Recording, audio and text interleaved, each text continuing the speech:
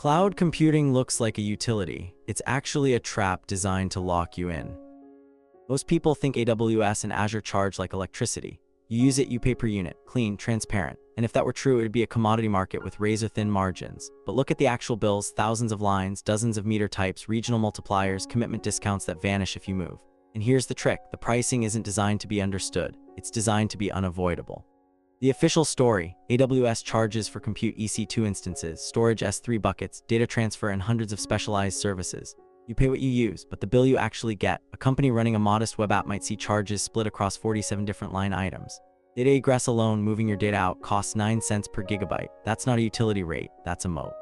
The commitment discount is where the lock-in hardens. By a 1-year reserved instance, you get 30–40% off, 3 years up to 60% off, but you're locked in. You can't switch to Azure without losing that discount entirely. You're contractually bound to a specific region, instance type, even an operating system. It looks like a savings, it's actually a cage.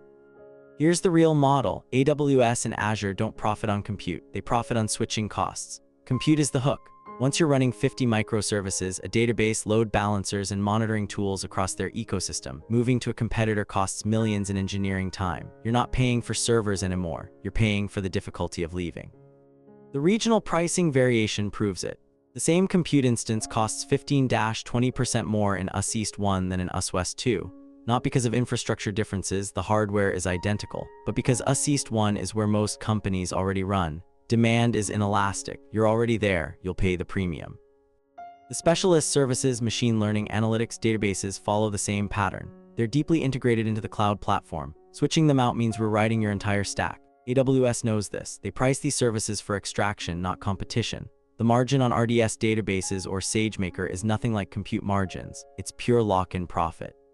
Though when you see AWS reporting 30–35% margins on cloud revenue, you're not seeing a utility business. You're seeing a financial services company extracting rent from technical infrastructure. The money follows the lock-in, not the usage. And that's why both AWS and Azure have trained entire generations of engineers to default to their platforms, because switching costs, not quality, are the real profit engine. This video is for educational and informational purposes only and is not financial advice. Always do your own research. Subscribe for the next forensic breakdown. These hidden business models appear everywhere, and we find them.